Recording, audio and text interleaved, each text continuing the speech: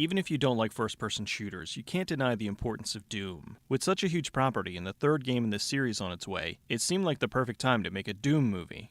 Doom's a 2005 action horror film from director Andrzej Barwick, and I am terribly sorry if I'm pronouncing that wrong. The movie begins with a voiceover explaining the backstory.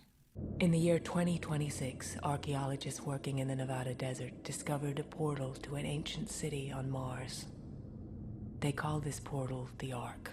At the Olduvai Research Facility on Mars, a bunch of scientists are running away from monsters of some sort. Dr. Carmack makes his way into the lab and closes the door on one of the other scientists.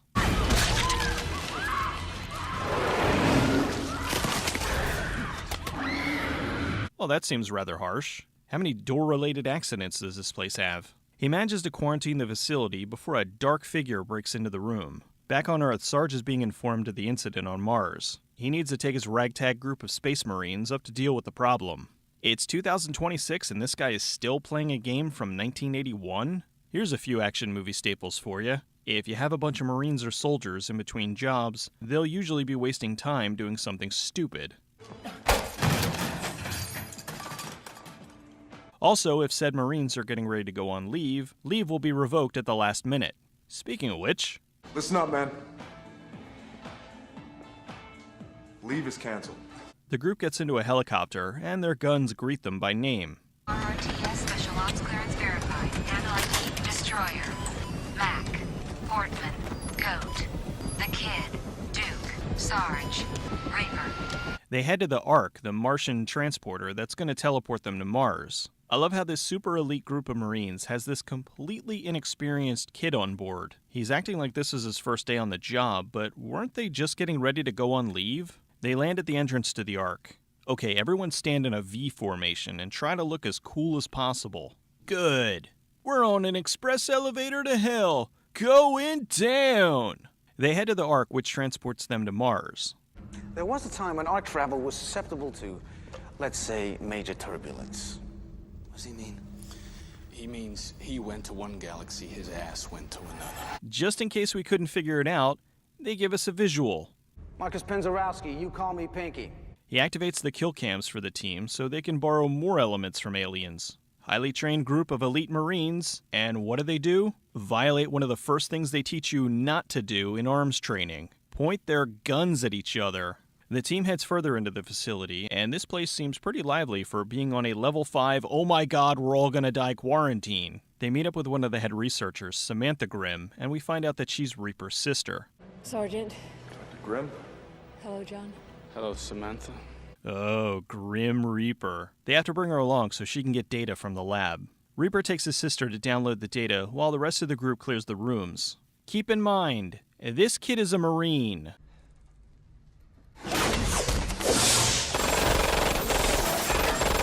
Samantha tells Reaper about the bodies of highly advanced humanoids they found during an archaeological dig. They chase something through the halls and find it's Dr. Carmack. Wait, they could have turned on the lights this whole time? Dr. Carmack, it's me, Samantha. Just to put this into context, Samantha is trying to reason with a guy who's eating an arm. They take Dr. Carmack back to the infirmary through a nanowall, which I'm sure will come back later to do something cool. They put Carmack on a gurney, but he takes off. Reaper chases a creature and leads the team into the obligatory sewer level. Goat gets attacked by a monster that gives him some tongue. They head back to the infirmary and Sarge shows Samantha the monster. The atmosphere on the surface can't support life. Maybe it doesn't need air. It could have come from another planet or something. What, like an alien? Another planet? Maybe, I don't know, Mars? Sarge orders the civilians to be evacuated. I need a power bone saw. She needs bone saw? So Duke leaves Samantha alone, even though they have no idea where Carmack got to. A monster chases them back into the lab, and they trap it in the nanowall. Samantha does an alien autopsy and discovers that the monster used to be human. This thing looks like it's been seasoned. Sarge heads to the weapons lab to get the BFG 9000, better known as... Big fucking gun. Portman goes to probably the least safest place in a movie like this, the bathroom. So it's no shock what happens next. Sarge then fires off the BFG and somehow misses. Destroyer gets into a fight with one of the monsters. He's backed against a wall, and how the hell did he pull this off? He almost escapes, but the beast stops him. Samantha informs them the monster in the door is Carmack. They watch the research discs and discover the scientists were doing genetic testing on human subjects. Reaper wants to destroy the files, but Sarge won't let him. They head back to the Ark, but Pinky's gone and something went through to Earth. Samantha explains the only people that are transformed into monsters are evil people. Sarge and the remaining unit head back to Earth to kill everyone before they make it to the surface. When they get there, it looks like whatever's there already did that. Reaper and Samantha make it back, but Sarge is killing everyone, including those not infected. It's clear now, someone set this guy to evil. Go to hell. Pinky gets dragged off by one of the monsters. Duke gets pulled through the floor, and Sarge through the nano wall. Reaper's bleeding to death, so Sam injects him with the C-24 to save his life. So he's either going to be a monster or superhuman. When he wakes up, he goes on an uninterrupted 5.5-minute first-person segment that is awesome. He makes it back to the lab, and there's Pinky. Although, why is his transformation so radically different from everyone else? He finds Sam and the Stage 1 evil Sarge. They then go into a superhuman knockdown drag-out fight. I'm pretty sure he just landed on cardboard. Sarge is now transformed completely into evil Sarge. He turns on the Ark and sends Sarge back to Mars with a grenade.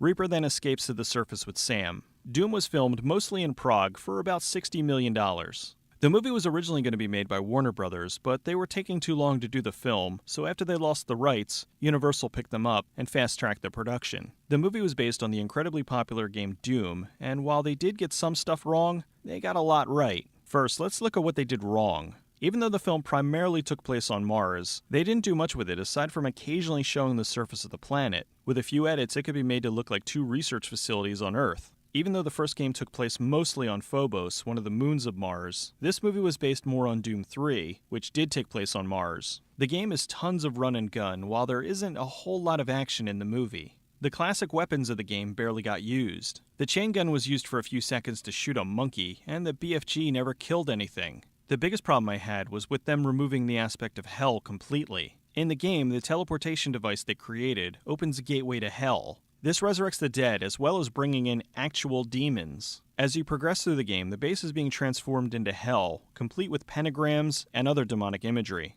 They skirt the issue of hell, and Reaper tells Sarge to go to hell. Go to hell. Which makes me think that it may have been there in an early draft, but it was later removed. In the movie, it's a Martian virus that turns good people into superheroes and evil people into monsters. The problem with this was there was no rhyme or reason. Why did some people become zombies and others into full-blown monsters? And what the hell was with Pinky? With Dr. Carmack, they showed the transformation took at least a full day. But with Pinky, he transformed into a completely different thing altogether in the span of, 10 minutes? The film was also way too dark. Not Alien vs. Predator Requiem dark, but there were still too many parts in the movie where you could not tell what was going on. Alright, now let's look at what they got right. They went R-rated. I'm sure the studio pushed for PG-13, but this is a movie that needs to be R. Beyond the lack of Mars usage, I thought they nailed the look of the game. From the texture of the walls, to the staircases, to the drab brown of the facility, and colored lights around the locked doors. The map is also reminiscent of the map in the game. They did have plenty of references to characters and items within the game.